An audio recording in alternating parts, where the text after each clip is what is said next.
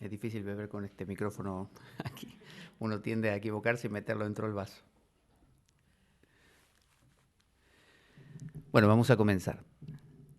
Tal como lo cortés no quita lo valiente, así lo hilarante no quita lo profundo. Y dado que la vida es un juego, aquí comienza La Espada de Damocles, la ficción más real que puedas concebir. La Espada de Damocles es un programa que por mera falta de objetividad cree ser diferente.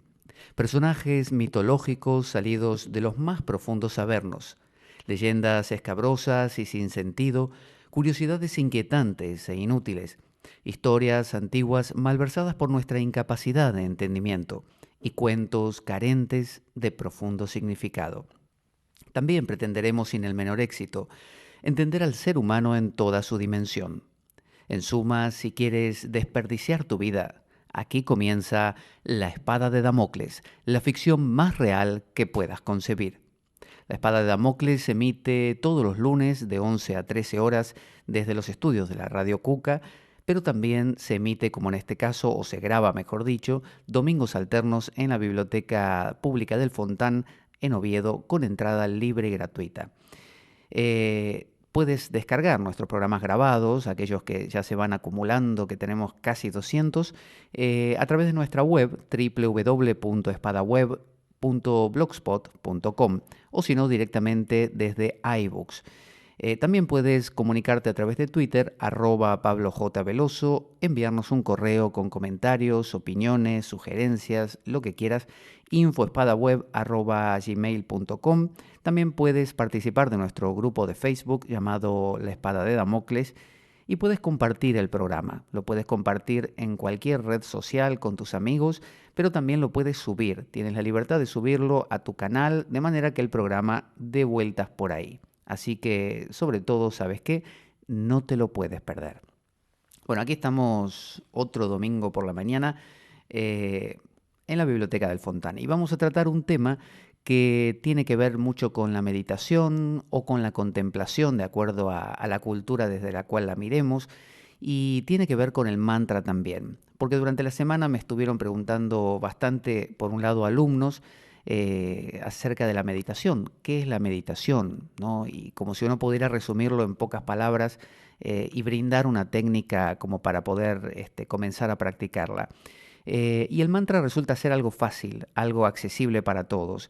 Entonces se me ocurrió que podría ser interesante explorar lo que es el mantra, cómo funciona, por qué funciona y también ver ese eco que podemos encontrar siempre en varias culturas y no quedarnos solamente con esta idea de mantra, elemento de la meditación oriental, sino que dentro de nuestra cultura occidental y cristiana también hay toda una tradición de lo que se llama de este lado del charco o del mundo contemplación.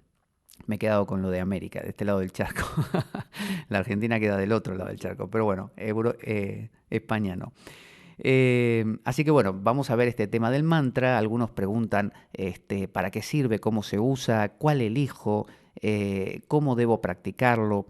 Bueno, es una práctica muy sencilla y nos va a resultar muy fácil de comprender. Así que vamos directamente a ello. Cuando escuchamos la palabra mantra y nunca la hemos oído antes, lo primero que nos preguntamos es ¿qué quiere decir? ¿Qué significa un mantra? Bueno, mantra es una palabra en sánscrito, que es el idioma de la India, la lengua muerta de la India, una especie de latín de los hindúes, y significa manas, que significa mente, y trayate. Trayate es liberar. Así que un mantra es aquello que libera nuestra mente. Cualquier frase, palabra que ayude a liberar nuestra mente es un mantra. ¿De qué libera un mantra a la mente? Bueno, básicamente la libera de ella misma. Cuando pensamos en nuestra mente y la examinamos a ver de qué está hecha, normalmente no encontramos el elemento constructor, porque el mismo elemento constructor de la mente es el pensamiento. Así que los pensamientos son mente. Quizá nos equivocamos a veces cuando creemos que la mente es una cosa, es un sustantivo, y en realidad la mente es un verbo, la mente es acción. Cada vez que estamos pensando, estamos mentando, ¿no? Mentar es pensar. Entonces, no existe tal cosa como la mente, a menos que esté justamente pensando. Cuando el movimiento del pensamiento está ocurriendo, entonces le llamamos mentar. Y cuando no está ocurriendo, no hay nada. Es un fenómeno parecido a lo que los hindúes llaman nadis, que son los canales por donde fluye el prana en el cuerpo, la energía vital. Dicen los hindúes que los nadis y los chakras, estos vórtices de energía que hay sutiles en el cuerpo, no están ahí todo el tiempo. Si el prana o la energía está circulando, existen. Si deja de circular, no hay chakra, no hay nadi, no hay canal, no hay meridiano como en acupuntura, no hay. De la misma manera que uno podría decir que un remolino en el agua de un río, de repente, porque hay unas rocas que generan este movimiento, solo existe el remolino cuando se está produciendo. Si el río dejase de fluir, no habría remolino. Entonces, la mente es un movimiento, es pensamiento. Y, por ejemplo, la diosa Kali, una diosa muy común en la India, que muchos interpretan como sangrienta, no viendo que en realidad es una metáfora de algo más profundo. Bueno, la diosa Kali representa la energía de la vida y tiene un collar colgado de su cuello que tiene 50 cabezas o calaveras, 50 cráneos humanos. Y esos 50 cráneos representan las 50 letras del alfabeto hindú, del alfabeto sánscrito. Entonces, ¿qué construimos con las letras de nuestro abecedario o alfabeto? Bueno, todo lo que podemos nombrar. Nosotros podemos decir alegre, triste, lindo, feo, alto, bajo, bueno, malo. Son todas palabras, todas denominaciones. Y esas palabras se van entremezclando con otras y van tomando cada vez forma de algo más sólido hasta que creamos realidades. Entonces creamos oraciones como yo no sirvo, o yo no puedo, o yo no valgo, o esto es todo lo que hay, ¿no? O por el contrario, soy maravilloso, o lo que fuera. Es decir, podemos crear con las palabras mundos. Entonces, Kali, la diosa Kali, representa a Maya, representa la ilusión. Y Maya justamente significa medir, medir. Cuando uno mide algo, lo define. Entonces yo digo, por ejemplo, esta mesa, ¿hasta dónde es mesa? Bueno, hasta, y determino, hasta ahí. A partir de ahí hacia allá es aire. Y de aquí hacia adelante es aire también. Y de aquí hacia atrás, y entonces defino que lo que está en medio se llama mesa. Entonces esto pasa a ser un algo llamado mesa y aquello una nada o una otra cosa que no es mesa. Entonces así empiezo a hacer diferencias. Y luego cuando hago diferencias me empiezan a despertar preferencias, porque digo, esta mesa me gusta más que esa otra de allá. O este sabor de la comida me gusta más que aquel otro, o esta persona me cae mejor que aquella otra. Y cuando creo preferencias, creo intereses, me empieza a interesar más, lo prefiero y lo deseo, deseo conseguir aquella cosa. Entonces empiezo poniendo nombres y acabo implicándome. Y me implico con este mundo que me empieza a arrastrar de aquí hacia allá, no olvidándome que inicialmente fue solamente un nombre. Porque si esta mesa yo la machaco y la convierto en acerrín, pasaría a ser simplemente polvo y ya no la llamaríamos mesa, la llamaríamos, por ejemplo, acerrín o desecho o trozos de madera, simplemente. Entonces, una cosa no es una cosa permanentemente, lo es mientras lo está haciendo. Si esta mesa es destruida y pasa a otro estado, pasa a ser otra cosa.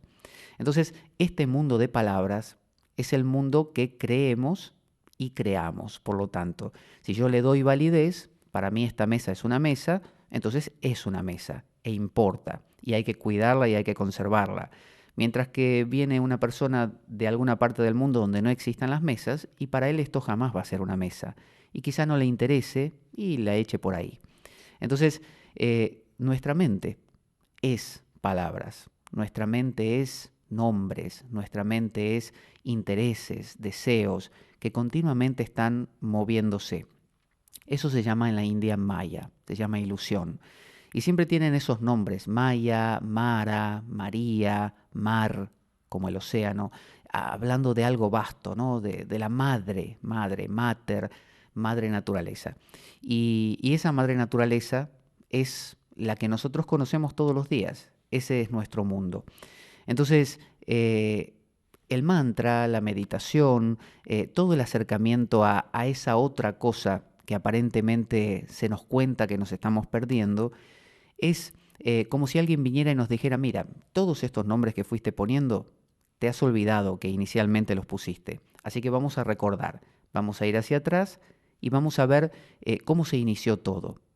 Al inicio de todo, cuando recién naciste, no había nombres. Los empezaste a poner poco a poco.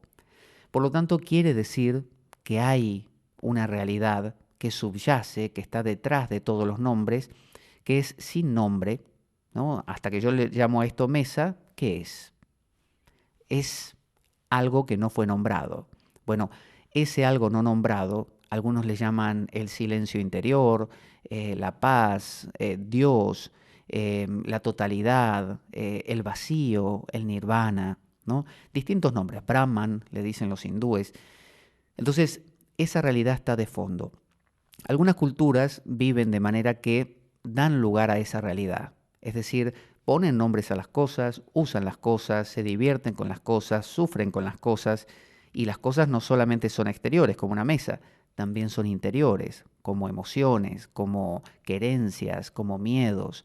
Bueno, todo eso, esas culturas lo tienen, pero a la vez tienen sus momentos, sus espacios para recordar, ¿no? Recordar que, y la palabra recordar tiene que ver con volver a encordar, y encordar viene de la palabra cordial, y cordial es corazón. Volver a sentir, volver a vivenciar realmente esa realidad silenciosa que está detrás de todo. Es como si ahora pusiéramos o tocara una orquesta y disfrutáramos mucho de esa música, pero mientras dura nos olvidaríamos que antes de que empezara a tocar había silencio. Y si prestamos mucha atención, entre una nota musical y otra hay un silencio. Porque si no hubiera silencio, no puede haber música, no habría espacios, todo estaría pegado y por lo tanto sería una especie de bola de ruido. Entonces, el detectar esos silencios es el arte de la meditación. La meditación es la práctica de reencontrarse con aquellos espacios vacíos. Y no se trata de entrar en ello y perderse, y desaparecer, y negar el mundo por completo. La mayoría de las tradiciones religiosas que han incluido esto de la meditación o la contemplación, como se llama en Occidente, dan lugar a ese regreso. Dentro del Zen, el budismo Zen japonés, hay unas viñetas muy clásicas que son 10 y tienen que ver con un hombre que va en busca de esta realidad silenciosa. Pero cuando finalmente la encuentra, en lugar de quedarse en ella, que se simboliza para los japoneses con un símbolo circular que representa el nirvana, y nirvana significa extinguirse, como cuando uno sopla una vela y hace y la vela se apaga. Cuando la vela se apaga el ser, se apaga lo que conocemos como la personalidad, se apagan los gustos, los disgustos, los placeres, los dolores. ¿Y qué queda? Bueno, queda ese silencio. Pero en estas viñetas del Zen hay una viñeta más donde el hombre regresa al mercado.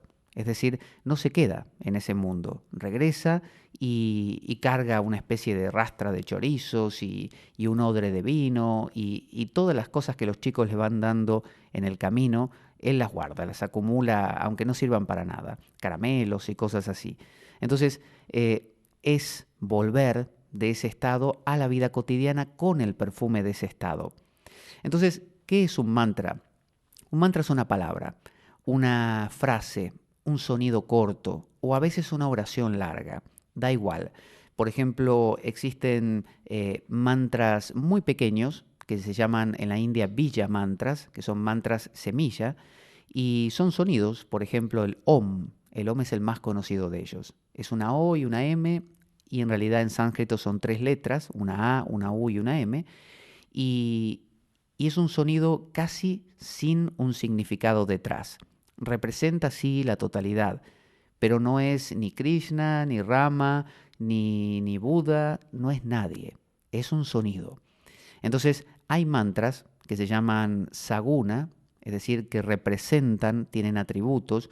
Entonces es un mantra de Krishna, un mantra de Kali, un mantra de, o una oración de, sería aquí, de Jesús o de María, mientras que hay otros sonidos que son muchísimo más neutros. Entonces, algunos prefieren estos sonidos neutros porque no despiertan implicaciones. Si uno está en silencio repitiendo un mantra mentalmente y ese mantra dice, por ejemplo, Jesús, Jesús, o dice Krishna, Krishna, Krishna, uno inevitablemente va a estar pensando, imaginándose cómo es ese Krishna, cómo es ese Jesús, y de ahí la mente es muy prolífica, va a engancharse con más pensamientos y va a crear mundos y se va a acordar de cosas, de lo que hizo ayer o de lo que tiene que hacer mañana. Entonces muchos abogan por un mantra, una frase casi sin sentido, porque lo que importa no es la frase, sino lo que importa es a dónde nos lleva esa frase. Entonces, un mantra puede ser con atributos o sin atributos. Puede ser muy largo, como decir el Padre Nuestro, el Ave María, el Gayatri en la India, o mantras como hasta el mantra budista Om Mani Padme Hum, puede ser medio largo. Sin embargo, hay otros mantras mucho más cortos, como el mantra islámico o sufí Hu, nada más, Hu. Es muy corto, es como el Om. O en el ámbito cristiano podría ser Abba, que significa Padre, Abba, que era como Jesús llamaba a Dios, le decía Padre, pero no le decía Abum, que es lo que significa, como se dice padre en arameo, que significa justamente padre. Él le decía papá, y papá es Abba. Entonces es algo entre medio, no es papito tampoco, es algo entre medio entre serio y a su vez afectuoso. Entonces a veces vale más una palabra corta, así como Abba, o algunos recomiendan dentro de lo cristiano Maranatha, que es una frase en arameo también que figura en los evangelios, que los evangelios están escritos en griego y sin embargo tienen esta frase en arameo que parecía ser como una contraseña que usaban los primeros cristianos cuando eran perseguidos para quedar, digamos, para encontrarse para la Eucaristía y otras cosas, sin que nadie se dé cuenta. Se encontrarían por la calle y se dirían Maranatha. Y con eso ya sabían que tenían que encontrarse y que no los iban a, a descubrir. Entonces, a veces una palabra como esa, Maranatha, ¿qué me despierta Maranatha? Y nada, porque significa algo así como ven Señor, ven Jesús, o Jesús viene, pero no es nada, no es nadie, no es una persona. Entonces, encima es otro idioma y un idioma oriental, así que es más difícil que me ponga a jugar con el significado. Entonces, uno repite Maranatha, Maranatha, o Abba, o Om, ¿no? O amén, ¿no? Palabras así que sean cortas tienen un poder mucho más efectivo. Entonces se dice Ramakrishna, por ejemplo, un antiguo maestro de la India, un santo de la India, decía que cuando uno tiene clavada una astilla en la piel, la mejor forma de quitarla es con otra astilla. Uno coge una astilla, se saca esa astilla y después tira las dos. Entonces el mantra es una palabra que ayuda a quitar las otras palabras de la mente y dejar la mente en silencio. Si dijimos que la mente es palabras, a veces una palabra puede ayudar a eliminar todas las demás. ¿Cómo lo hace? Bueno, porque se impone, simplemente. Cuando uno está tarareando una canción, quizá una canción odiosa que a uno no le gusta, que la escuchó por la radio, y pese a todo uno está cantándola y cantándola, sabemos que la mente piensa un pensamiento por vez, no puede pensar más de uno. Lo que pasa que piensa muy rápido, entonces nos da la sensación que pensamos 20 cosas a la vez, pero en realidad pensamos de a una. Entonces, si nosotros repitiésemos un pensamiento continuamente, ese pensamiento acabaría, digamos, dispersando a los demás o quitándoles el espacio a los demás, porque llenaría la mente de la repetición de lo mismo. ¿Y cómo hace uno para repetir una palabra continuamente y no aburrirse? Por empezar, tiene que ser una palabra que nos despierte algo. Si yo repito Coca-Cola, por ejemplo, probablemente no lo sienta muy afín a lo que es la meditación y a la larga lo deje. Pero si yo repito una palabra que combine un afecto, un sentimiento como esto de Dios, Abba, Om, ¿no? Pero a la vez que sea una palabra, como dijimos, que no involucre tantas emociones, que esté en el medio, me permite estar atento a la palabra y que la palabra no se vaya y que vaya limpiando mi mente continuamente. Entonces, ¿qué palabras se pueden usar? Bueno, tenemos dentro del, por ejemplo, decíamos del Islam, el famoso Allahu, ¿no? Como el Allahu Akbar, ¿no? Allahu, o la ilaha illa Allah, o en la India el Om Tat Sat, o los Villa Mantras en general. Hay Villa Mantras en la India que son Krim, Hrim, Lam, ¿no? Om. Eh, Son mantras tan cortos y que casi nadie conoce qué significan y nadie intenta encontrar el significado, que funcionan perfectamente. Eh, Mantras largos, como rezar un Padre Nuestro entero, no conviene para estos fines, porque la mente se dispersa, porque hay mucho palabrerío, mucha variación, y la variación siempre nos despierta. Cuando algo cambia mucho, nos atrae, nos involucra. Entonces vale más una cosa que sea simple y corta, como un martilleo. Entonces uno dice Om, Om, Om, o Abba, Abba, Abba, o si quiere Yeshua, que sería el nombre arameo de Jesús, porque si dice Jesús, está más, casi, aunque está en griego, está más en nuestro idioma habitual y nos parece que despierta más cosas. Pero decir Yeshua es como más oriental y no nos conecta tanto con quién es. Entonces, a lo largo de la historia, el mantra se ha utilizado en todas las culturas. Siempre ha habido esto de repetir algo continuamente porque el ser humano se dio cuenta de que su mente estaba llena de cosas y que ese ruido que se creaba mentalmente le impedía descansar, básicamente. Ese silencio del que hablamos, que está detrás de todas las cosas, es un remanso de paz, es un descanso. Pero bueno, nuestra cultura nos lleva a no parar, a hacer. Y si estamos 2 minutos sentados porque tenemos un momento, siempre hay alguien que viene y nos dice, oye, ¿qué estás haciendo? Estás perdiendo el tiempo. ¿Por qué no haces algo útil? Entonces, nuestra cultura está contraria por completo al ocio y al descanso. De hecho, hubo una herejía dentro del cristianismo que se combatió duramente llamada el quietismo, que, bueno, abogaba por una actitud de contemplación y se persiguió y se castigó duramente, imagino que hasta con la muerte en algunos casos, a los expositores del quietismo. Y sin embargo, este quietismo no ha desaparecido y está muy metido dentro de los tuétanos de la propia iglesia, porque es imposible que el ser humano renuncie a esa intuición fundamental que tenemos todos de que esto no puede ser todo. Así como cuando una persona dice, acá tiene que haber un Dios, tiene que haber un algo detrás de todo esto.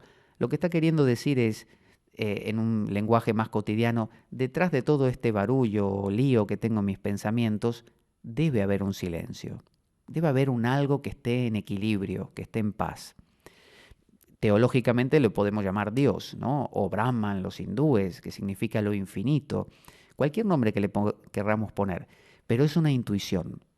Nadie lo puede negar. Todo ser humano siente que detrás de todo el lío debe haber algo que pueda ordenarse.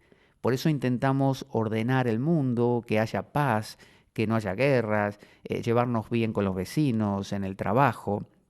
Pero nunca lo conseguimos del todo. Porque los pensamientos están multiplicados en exceso. Entonces siempre van como descomponiendo ese precario equilibrio que se va consiguiendo. Entonces la idea de la meditación o de la contemplación es entrar en contacto con ese silencio, pero no en contacto en el sentido de yo, este lío de pensamientos, me conecto con ese silencio. Porque si hago eso, en realidad sigo pensando y no me conecto nada con ese silencio. En realidad me lo estoy figurando, imaginando, lo estoy pensando. La idea es, como dicen los budistas, el nirvana, un apagarse, un entrar en un estado donde los pensamientos poco a poco vayan bajando su velocidad y uno entre en un silencio y ahí quede. Luego vuelve a activarse obviamente y sigue con su vida cotidiana, pero tendrá ese perfume de eso que obviamente transforma toda la vida de uno. Ahora, cómo se usa un mantra, antes de entrar en algunas referencias de autores que citan y explican cómo funciona. Es de lo más simple. Uno busca un espacio silencioso, por ejemplo en su hogar, en su casa, se sienta en una postura que normalmente se recomienda que sea una postura erguida. ¿Por qué una postura erguida? Porque si uno se pliega y se encoge, obviamente no va a respirar bien y al poco tiempo le va a faltar oxigenación y se va a dormir. Entonces, para que eso no pase, mantener la columna erguida, la cabeza con la barbilla paralela al suelo, una postura, como diríamos, como las de yoga o de meditación oriental. Las manos pueden variar la posición, algunos las ponen sobre las rodillas, otros entrelazan los dedos al estilo cristiano de las manos, otros forman algún gesto como los budistas. Eso va en cada uno, no influye a la postura, es más simbólico. Y luego empezar a observar la respiración. Uno observa la respiración simplemente para tomar conciencia de su cuerpo y de cómo está en ese momento. Normalmente al tomar conciencia de la respiración, sin controlarla, empieza a aquietarse un poquito. Cuando se aquietó la respiración, uno empieza a repetir esa palabra que eligió, ese mantra. La repite simplemente una y otra vez. A algunas personas les gusta repetirla con la respiración. Entonces, por ejemplo, al inhalar dicen Om, al exhalar dicen Om, al inhalar vuelven a decir Om, o si fuera otra palabra, no sé, y así, Yeshua, o la mitad de la palabra al inhalar y la mitad al exhalar, si es más larga. Pero otros dicen no, sincronizarlo con la respiración me distrae. Vale, entonces la repiten simplemente mentalmente. ¿Por qué no verbalmente? Bueno, porque implica un esfuerzo corporal, cansa, seca la boca, entonces vale más mentalmente. Y se repite esta palabra, se repite continuamente. La palabra ¿qué va a hacer? Va a ser un efecto, como decíamos, uno puede imaginar un cubo de estos de agua, ¿no? Que está pegado en el suelo y está lleno de agua sucia. Y uno quiere limpiar el agua de ese cubo, pero claro, no lo puede volcar. Entonces, ¿cómo lo limpia? Si uno coge una manguera con agua pura, agua limpia, y la empieza a volcar en el balde, empieza a rebalsar, y poco a poco esa agua se va volviendo transparente. Bueno, eso hace el mantra. El mantra es una especie de saturación. Va a lo mismo, lo mismo, lo mismo, lo mismo, lo mismo, y llega a un punto que no hay espacio para otra cosa. ¿Aparecen otros pensamientos? Claro, aparecen recuerdos, sobre todo al comienzo de las prácticas, cuando uno no está acostumbrado y está acostumbrado, por el contrario, a pensar de todo. Los pensamientos vienen. ¿Qué hace uno? ¿Se enfada? No.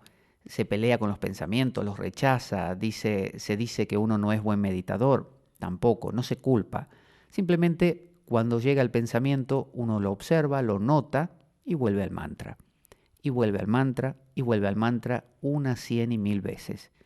Con el tiempo, como todo sucede, la práctica hace al maestro, con el tiempo, al repetir la palabra regularmente, se hace habitual y el proceso sucede más fácilmente. Uno entra en ese estado más fácilmente. Y el estado es de silencio de pensamientos. Hay menos pensamientos, hay menos recuerdos, menos imágenes vienen y uno empieza como a vaciarse. Y cuando se vacía, como decía, no es que uno entre en otra cosa, porque ese silencio siempre estuvo ahí. Por lo tanto, no es que lo vamos a alcanzar. Ese silencio no es ajeno a nosotros, por lo tanto no se adquiere tampoco, no se consigue. El silencio está. Es como si aquí hubiera mucho ruido y uno dijera, bueno, ¿cómo cogemos el silencio? No se puede. Y bueno, ¿y cómo llego al silencio? No llegas. Simplemente apaga el sonido y verás que el silencio siempre estuvo ahí. Lo apagas, lo escuchas, vuelves a encender el sonido y sabes ahora que ese silencio siempre estuvo ahí de fondo. Entonces, esa es la práctica del mantra. Es como cuando esos aviones planeadores que no tienen motor necesitan despegar y por sí mismos, obviamente no tienen la fuerza, necesitan que otro avión los remolque. Y los remolca durante un tramo hasta que consiguen altura suficiente y luego los suelta. Y el planeador vuela solo, a partir de ahí, en un silencio muy maravilloso. Entonces, ese avión a motor que nos remolca es el mantra. ¿Y cuál es la ventaja del mantra? Que lo podemos usar en cualquier sitio. Uno puede repetir el mantra en este mismo instante, puede repetirlo caminando por la calle, puede repetirlo mientras trabaja. Y uno dirá, bueno, no va a perturbar a mi trabajo si estoy repitiendo un mantra, no voy a dejar de concentrarme. Pasa igual que con las canciones. La canción puede estar sonando de fondo y es casi como que está de tal manera entremezclado que uno ni se entera que la está tarareando. Bueno, el mantra está ahí, aparece durante el día y desaparece millones de veces, ¿no?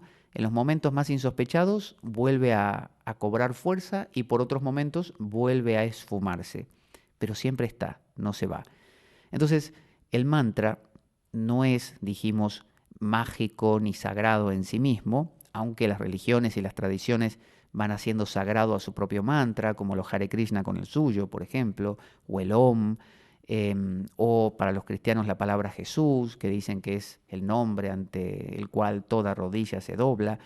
Entonces, si bien se hace eso, la palabra no es la cosa. Ese Dios, ese silencio interior, esa paz, en realidad está más allá de toda palabra, aun las palabras que suenen a sagradas. Es decir, ese silencio, ese Dios, no es la palabra Jesús, ni la palabra Dios, ni la palabra Yahvé, ni la palabra Brahman, ni la palabra Krishna. Es un algo que no puede describirse. Hay un autor antiguo del siglo IV llamado Pseudo Dionisio Areopagita. Se llama pseudo porque durante mucho tiempo se pensó que era un discípulo de Pablo de Tarso, es decir, que vivió en el siglo I, y en realidad no, vivió en el siglo IV y era de índole neoplatónico. Entonces aquí habla acerca de Moisés y dice, aunque ciertamente no se encontró con el mismo Dios en persona y no le pudo ver, pues es invisible, sino con el lugar donde él mora, cuando Moisés subió al Sinaí. Y yo pienso que esto quiere indicar que las cosas más santas y sublimes que vemos y pensamos son meros razonamientos hipotéticos para poder explicar al que todo lo trasciende. Es decir, cuando meditamos o contemplamos, según uno le quiera llamar, cualquier pensamiento, por más sublime que sea, amo a la humanidad, se me aparece la Virgen María, lo que sea, ¿no? Lo veo a Krishna tocar la flauta, todo eso son, dice Dionisio, son palabras, son pensamientos, no son la cosa. Aquello que está detrás no tiene ninguna denominación, ninguna.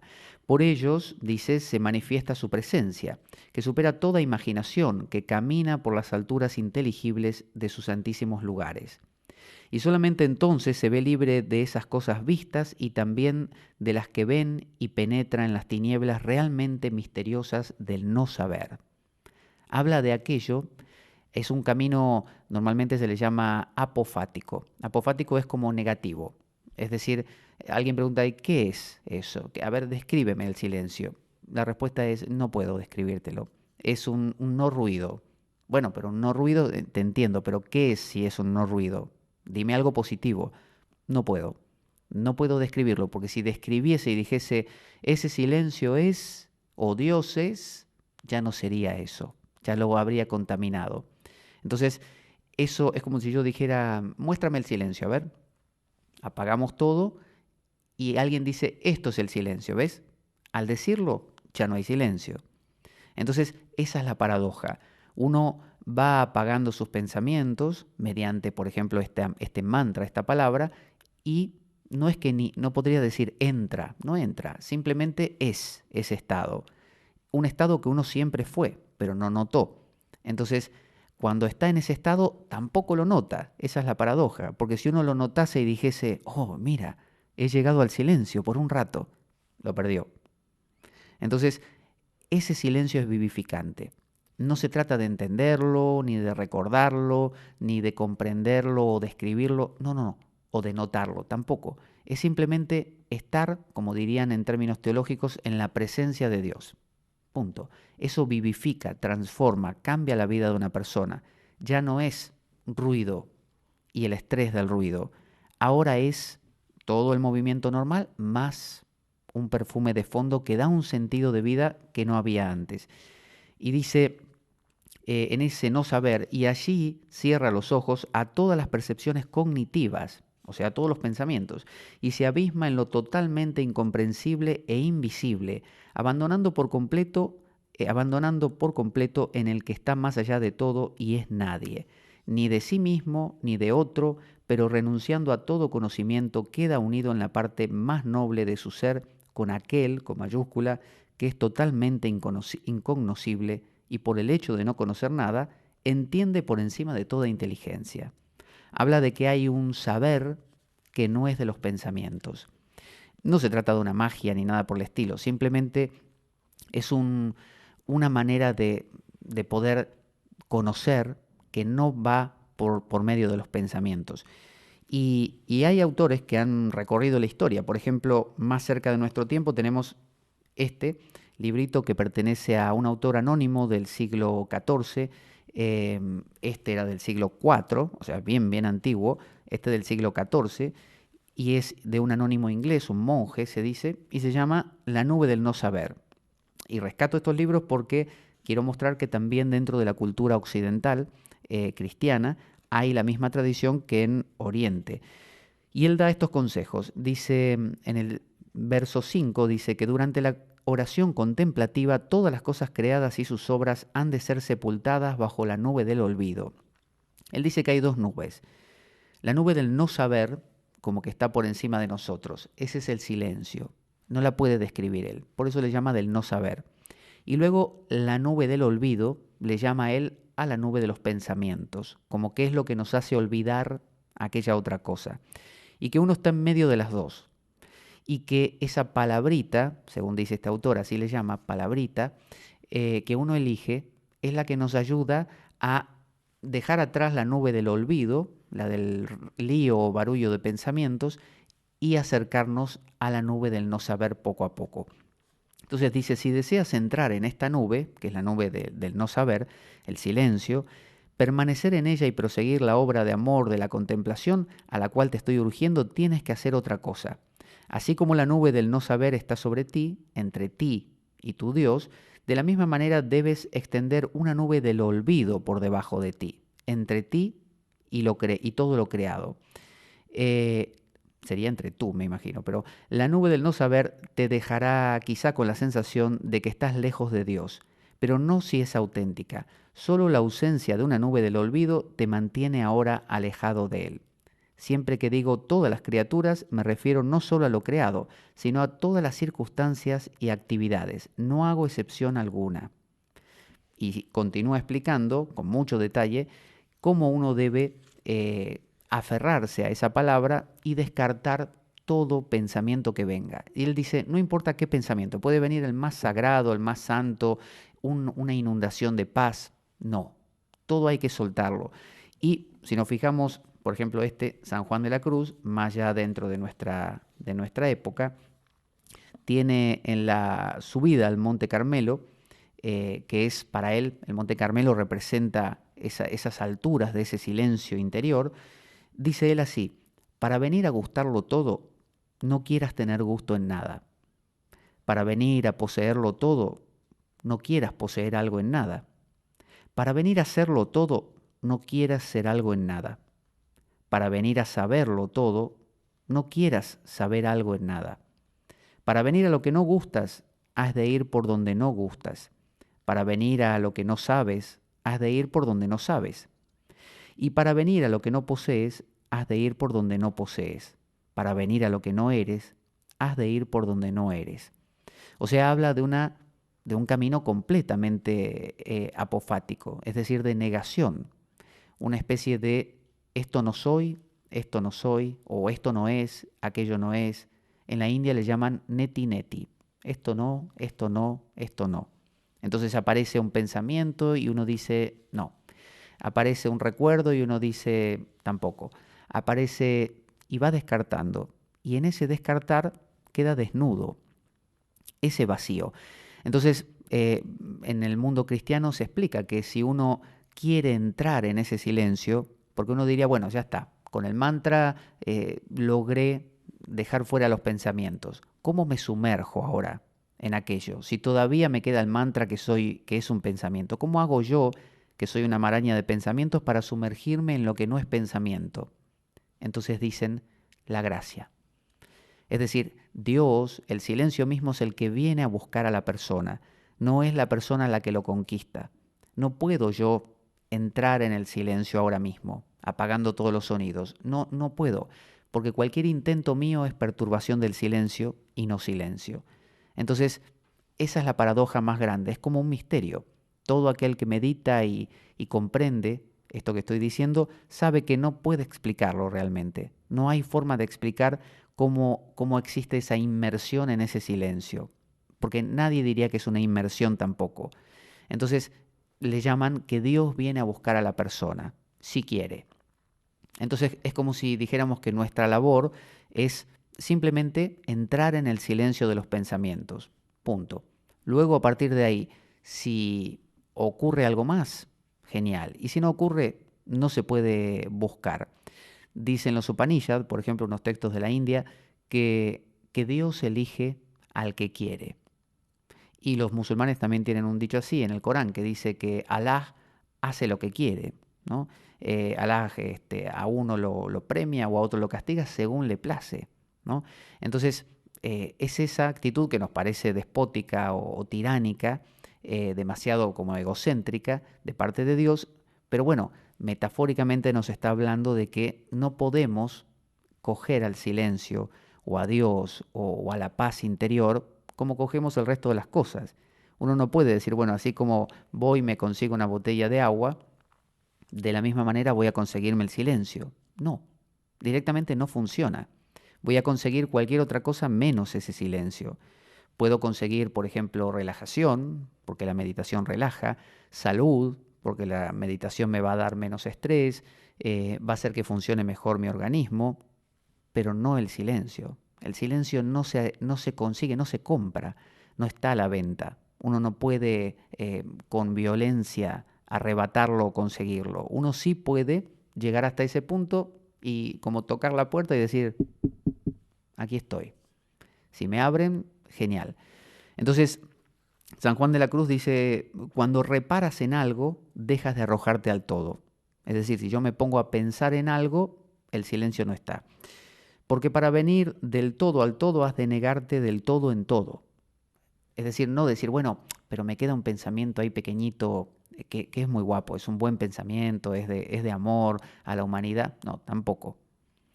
Eh, y cuando lo vengas del todo a todo tener, has de tenerlo sin nada querer. Es decir, si yo llego al silencio y digo, "Ah, qué grande, llegué al silencio, por fin, me lo merecía, tantas horas de meditación, ya está, lo perdí otra vez. Si yo lo quiero, es otra paradoja. Si yo lo busco, lo tengo que buscarlo sin buscarlo. Lo tengo que quererlo sin quererlo. Es como casi con un desinterés. Porque si quieres tener algo en todo, no tienes puro en Dios tu tesoro, dice San Juan de la Cruz. Es decir, cualquier cosa que tú tengas en tu mente es un obstáculo para ese silencio. Y como para conocer un poco la historia dentro de este lado del mundo del occidente, de esta tradición contemplativa, tenemos como punto de partida, bueno, inicialmente Plotino, por ejemplo, de los neoplatónicos, luego este pseudo Dionisio Areopagita, esta es la clave de todo el cristianismo, porque hasta que el cristianismo se dio cuenta de que era un pseudo Dionisio y no el Dionisio que pensaban, pasó tanto tiempo que San Agustín, Santo Tomás de Aquino, elaboraron toda la teología cristiana, católica, sobre esta base. Entonces, este es un pilar. Luego vino Orígenes de Alejandría, que fue otro de los padres de la iglesia, que la iglesia en su momento pensó que era que estaba equivocado, entonces le quemaron casi todos los escritos, que tenía más de 1000, donde hacía una exégesis, una explicación de las escrituras, y quedaron 2 o 3. Hoy en día a la iglesia le parece fantástico Orígenes, pero bueno, ya le quemaron todos los escritos, salvo poquitos que sobrevivieron. En el siglo IV entonces aparece Don Dionisio, el pseudo. Luego hay un hombre llamado Juan Casiano, que nació en Rumanía Y San Casiano o Juan Casiano vivió en el siglo IV también y visitó Egipto, que era donde estaban los primeros cristianos que huían del Imperio Romano, y ahí había mucho monje, mucho obispo, mucho monje, que son los que luego se recopiló sus dichos en la Filocalia, ¿no? Pero mucho más adelante. Y bueno, fue a aprender la oración. Él quería aprender esto, algo más profundo. Porque le explicaban, bueno, reza tal cosa, pídele a Dios, agradécele. Y él decía, sí, sí, sí, todo muy bien. Pero ¿qué más? Yo necesito algo más. Y se recorrió todo Egipto y siempre escuchaba la misma historia hasta que descubrió a un tal Isaac, Abba Isaac, el padre Isaac, y le enseñó esta meditación contemplativa. Así que Juan Casiano escribió las colaciones, de las cuales la 9 y 10 son una maravilla porque son muy simples de entender y explica justamente esto, explica la meditación o la contemplación con una palabra. Y él dio el pie para toda la tradición contemplativa. Por ejemplo, San Benito, el de los benedictinos, instauró en su regla, de hecho en su regla hay partes totalmente copiadas de Casiano, tanto le gustaba, que inclusive cuando sus monjes comían, él hacía leer las colaciones 9 y 10 de Casiano, para recordarles cómo era la verdadera oración, que no quiere decir que uno no rece Padre Nuestros o Gayatri si es hindú o recite el Corán si es musulmán. Se refiere a que eso, sin lo otro, sin la profundidad, es cáscara, es algo vacío y a la larga termina generando tensiones, fricciones, fanatismos. Los místicos de todas las tradiciones se conectan. Por eso entre los místicos no hay diferencias, porque el silencio al que accede un místico sufí, o sea, musulmán, es el mismo al que accede San Juan de la Cruz y es el mismo al que accede un hindú en profunda meditación o un budista. En eso no hay diferencia. Se dice que cuando dos ladrones se cruzan por el camino, no hace falta ni que se presenten, ya se reconocen mutuamente. Entonces los místicos se reconocen. En cambio, los que no son místicos y simplemente están en las cosas exteriores, que son las devociones, que solo la devoción externa, bueno, esos dicen lo mío es mejor, ¿no? Mi virgencita es mejor que la tuya. Y se generan antagonismos y problemas, a escalas a veces muy grandes y desgraciadas. Luego vino Evagrio Póntico, otro gran padre de la iglesia, monje, y escribió un tratado sobre la oración, más largo, también muy bueno, en el siglo IV, era romano él. Luego viene la nube del no saber, que ahí ya saltamos 10 siglos, hasta Inglaterra, es un anónimo, no se sabe quién fue, pero bueno, era común escribir textos y no firmarlos como lo escribí yo, sino como autor anónimo. Se dice que era un monje y es un libro muy claro y dirigido como si fuera al practicante. Uno puede ser practicante de budismo zen, practicante de yoga, practicante de cristianismo, y este libro vale perfectamente. Son libros místicos, y los místicos, si uno lee San Juan de la Cruz, no va a encontrar alusiones continuas a devociones, sino siempre alusiones a algo que está como en ese silencio, más allá de las cosas. Por eso mucha gente rechaza todo esto y dice a mí, déjame con el rosario y la novena y la peregrinación, ¿no? Y la misa, y listo. Sin embargo, no entienden que si uno se impregna de toda esta base, luego la misa y la novena y el rosario y la peregrinación tienen otra consistencia. Luego vino Meister Eckhart en el siglo XIV, mismo de la nube del no saber, era un dominico alemán y él participó de lo que se llamó la escuela renana por el Rin, el río Rin. Y bueno, también estuvo Tauler y Suso, que eran discípulos de él, y él asesoraba y enseñaba a muchas monjas, entre las cuales estaban las beguinas, que fue un movimiento que hubo por ahí, por Europa Central, cerca de los Países Bajos, y hablaba de este misticismo. Y a muchas de esas beguinas las quemaron, como a Margarita Porete, la quemaron. Luego Juliana de Norwich, estaba también Hildegarda von Bingen.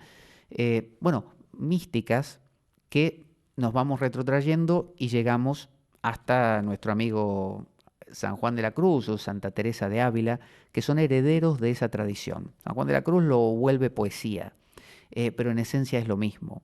Y hace falta, creo yo, impregnarse de estos silencios para poder entenderlos. A mí me ha pasado que hace años yo tenía este mismo libro y no entendía ni 2 páginas. Leía y para mí era más o menos como si lo hubieran escrito en chino. Y nada, no me decía nada. Hoy en día lo leo y encuentro un eco, descubro cosas que las entiendo, son cosas que las vivencio, son cosas que las comprendo, pero quizá porque he caminado un poco más en ese sentido. Entonces pienso que no son cosas para descartar. El camino de la contemplación o de la meditación, que no va el que no va más allá de simplemente querer relajarse, eso vale para todos. Pero el que quiere realmente entrar en ese silencio y necesita para ello silenciar los pensamientos, ir dejando de lado algunas implicaciones con esos pensamientos, algunos quereres y desprecios que uno tiene internamente, bueno, ese es un camino duro y por eso San Juan de la Cruz le llamaba la noche oscura del alma, la noche de la purgación, porque no existe cosa más intensa para un ser humano que esta. Porque uno dice, bueno, rezar, yo por estar en vela toda la noche rezando oraciones, y es más de lo mismo. ¿Qué más da? Puedo estar cantando una canción, rezando una oración, viendo televisión, leyendo un libro o charlando con alguien. Es pensamiento. Pero estar en silencio, eso es lo más, pero audaz. No es matar a un dragón ni rescatar a una princesa. Es entrar en ese silencio. Es desnudarse por completo. Es una experiencia, es un salto a algo, como dicen, salto cuántico. Es algo, dar un salto a algo que está más allá de cualquier cosa que conocemos, ¿no? Y es algo inasible, impensable, intocable, inenarrable, todos los in que uno se imagine. Entonces, luego viene la Filocalia, mucho más cerca de nuestra época, una recopilación de los dichos de los padres del desierto, en Egipto sobre todo, y Siria, del siglo de 1782. Ahí se recopiló por un príncipe rumano que puso el dinero. Lo recopilaron unos monjes del monte Athos de Grecia. Y luego ya venimos al siglo XX y XXI, ya para ir terminando, donde aparecen una serie de benedictinos que parece que los benedictinos se dedicaron bastante a profundizar en esto. Y muchos porque han estado con misiones, ¿no? Su monasterio ha estado, por ejemplo, en Japón, como en algunos casos, y han tenido contacto con la espiritualidad oriental. Han, inclusive algunos de ellos, aprendido Zen, ¿no? Zen con Z, Zen, y han sido iniciados por maestros Zen, ¿no? Entonces eso enriqueció su perspectiva y les permitió volver a empaparse de estas mismas cosas, pero en su cultura, en la cristiana. Entonces ahí lo tenemos a Thomas Merton, un benedictino, Thomas Keating también, otro benedictino, John Main. John Main aprendió con un maestro de meditación hindú que le enseñó esto del mantra y decidió buscarlo en su cultura y él fue el que propuso el Maranatha. Maranatha, que significa ven Señor o ven Señor Jesús o Jesús viene. Y él propone eso, repetirlo. ¿Cuántas veces? Eternamente, todas. ¿Y qué pasa? ¿Me voy a dormir y que paro de repetirlo porque me quedo dormido? No. Tanto la cultura oriental como la occidental enseñan que si uno se duerme repitiendo el mantra, durante los sueños es posible que también lo repita. Y que uno se despierte repitiéndolo, y que uno vaya, no sé, a lavarse las manos y aparezca el mantra, y uno camine por la calle y aparezca el mantra. Entonces el mantra es, por eso le llaman también en el cristianismo oración centrante, porque centra, lo lleva a uno a su centro de donde quiera que esté, lo recoge. Lawrence Freeman fue el que continuó la obra de John Main, porque se murió muy pronto John Main, que todavía está vivo, Lawrence Freeman, y creó como una especie de comunidad mundial de meditadores cristianos, que lo lleva a las escuelas, para los niños pequeños también. Billy Jagger, que es un también benedictino alemán, que creo que está vivo todavía, y bueno, él lleva adelante lo mismo. Él propone a veces la palabra Yeshua, ¿no? Y dice que a veces al repetirla mucho, ese Yeshua puede convertirse en Shu, y quedarse con ese sonido casi semilla, yu. Franz Helix, Pennington, Basil Pennington, muchos son los que hoy en día están moviendo esto. Y algunos que son cristianos preguntan, bueno, ¿y qué dice el Papa? Bueno, el Papa lo prueba, obviamente, es parte de su cultura. Si uno lee el catecismo de la Iglesia Católica, no recuerdo el verso ahora, pero más o menos dice que la repetición del nombre de Jesús es el mejor ejemplo de oración continua para entrar en la contemplación. El catecismo de la Iglesia Católica. No estoy diciendo un autor ajeno o que la Iglesia pueda criticar. Y estos, Casiano, por ejemplo, es indiscutiblemente uno de los padres de la Iglesia. Así que esta tradición está viva y está en todas partes. Yo doy el ejemplo de lo cristiano porque esta es una cultura cristiana. Si yo hablase del yoga, de la India y del Om Namah Shivaya, alguien podría decir, bueno, yo no me siento de piernas cruzadas en el suelo, me siento en silla. Yo soy occidental, yo no hablo ese idioma. Eso será para ellos. ¿Quién es Shiva? A mí no me suena Shiva, ni Krishna, no me despierta nada. No vengo de la cultura de Ganesha y todo eso. ¿Qué voy a hacer? Entonces, bueno, está en nuestra cultura, porque no podría no estar. El ser humano no puede vivir sin esto. Que es una minoría, siempre lo ha sido. ¿Que es difícil? Es difícil, claro que sí, porque es un desaprender lo aprendido. Estamos acostumbrados a no parar, que si encendemos la radio, que si encendemos la tele, que si hablamos con alguien, que si no leemos un libro y que si no estamos resolviendo algo mentalmente o recordando otra cosa y después caemos dormidos. Pero siempre hay que hacer, nunca podemos parar. Entonces, recomendación para finalizar, muy simple. ¿Queremos meditar? 2 veces al día, ponernos 2 veces al día, nos sentamos en el suelo, de rodillas, piernas cruzadas, en una silla si no podemos, como queramos. Tratar que no sea en un sillón donde uno se reclina y se puede quedar dormido porque está demasiado cómodo. Tratar que si es en una silla, mantenerse así como estoy yo, sin apoyarme en el respaldo. Y las manos donde uno quiera, observar un momento la respiración. Si uno quiere decir una oración, primero la dice, pero observar la respiración, luego empezar a repetir el mantra, la palabrita que uno eligió, ¿no? Así le llama el autor de La nube del no saber, una palabrita corta, dice él, corta, pero con significado, con sentido. Pero no pensar en el significado de la palabra, no decir, no sé, Jesús, Jesús y estar pensando en Jesús, qué cara tiene, si me sonríe, no, es repetirla, simplemente, repetirla y repetirla. Me distraigo, no hay problema, vuelvo. Me distraigo otra vez, vuelvo. Me distraigo 1000 veces, vuelvo 1000 veces. Se acabó la sesión de meditación y estuve distraído el 90% del tiempo, ningún problema. La siguiente vez será diferente o no. Dejemos que ocurra de por sí. 20 minutos es un promedio que cualquiera puede sentarse. Con el tiempo uno aumenta, media hora, 45 minutos, lo que uno quiera. Pero si uno hace por la mañana y por la tarde 20 minutos de sentada, y luego de repetir este mantra, si uno ve que entra en un silencio, ¿no? Que ese silencio se produce o como uno le quiera decir, bueno, deja el mantra y se queda ahí en ese silencio. Si vuelven los pensamientos, uno vuelve al mantra. Si vuelve a haber silencio, deja el mantra. Porque lo importante no es el mantra, sino el silencio. Ese silencio es Dios, ese silencio es el ser, ese silencio es el todo, ese silencio es el nirvana, ese es el silencio que cambia. Entonces, rezar, dice el mismo San Juan de la Cruz, es un obstáculo entre Dios y uno. En realidad, vale más que hablarle a Dios, estar en la presencia de Dios. Entonces, vale más que llamar al silencio, decir, ay, silencio, silencio, ven, silencio. Alguien me diría, bueno, ¿por qué no te callas? Y el silencio está. Entonces, vale más estar en silencio, estar en la presencia, y ahí se produce el verdadero cambio. Que hay que resolver problemas mentales, de fobias, de ansiedad, de preocupaciones. Claro, para eso está la terapia, el psicólogo, la reflexión, ¿no? El estudio, el aprendizaje, pero una cosa no quita la otra.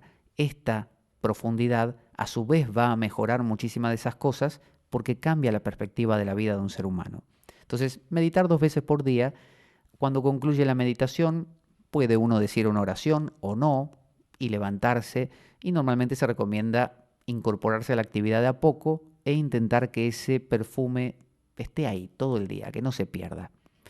Así que bueno, hemos hecho un recorrido por la tradición del mantra en la cultura oriental, en la cultura occidental. No recomiendo uno en particular porque depende de cada uno. Uno puede usar el Maranatha, como decíamos, el Abba, que es Padre, o bien Jesús o Yeshua, o puede usar Om Namah Shivaya, puede usar el Om, puede usar el Allahu, el que uno quiera, según lo que a uno más le despierte, pero lo que se recomienda es no cambiarlo, porque si uno lo cambia, es como si uno, dicen, había un hombre que quería encontrar agua en un terreno que tenía y cavaba 1 metro y no encontraba, entonces dejaba el pozo y cavaba 1 metro más allá, no encontraba, cavaba más allá, no encontraba y finalmente dijo, aquí no hay agua. Y vino un tipo y le dice, tú déjame a mí. Y cavó 10 metros para abajo, hacia abajo, y encontró agua. Y el otro le dice, ¿cómo fue que encontraste? Y dice, en vez de cavar un montón de agujeros superficiales, cavé uno solo y muy profundo. Entonces, si uno cambia de mantra cada rato, nunca llega a calar lo suficiente. Entonces, está bien al principio probar varios, a ver con cuál uno resuena mejor, pero una vez que uno lo encuentra, mantenerlo y no dejarlo, y dejar que el mantra mismo actúe. Abierto siempre al saber que esa otra cosa es la que puede venir o no. Don Juan de Carlos Castaneda decía que el nahual, él le llamaba el nahual a ese silencio, y el tonal al mundo de los pensamientos, decía el nahual no se lo puede alcanzar. Castaneda le preguntaba, ¿cómo lo alcanzo? No, uno solo, decía él, puede reordenar la isla del tonal. Reordenar la isla del tonal, es decir, los pensamientos. Uno puede, por ejemplo, aplacar un poco los pensamientos. Y decía él, ahí si el nahual quiere entra, viene. ¿Y cómo viene? El nahual viene, decía él, como la brisa, como el viento, no puede saberse cómo, ni cuándo, ni de qué manera. El brujo, el practicante, decía él, se abre, simplemente, está dispuesto, reordena la isla del tonal y espera. Eso es la meditación o eso es la contemplación.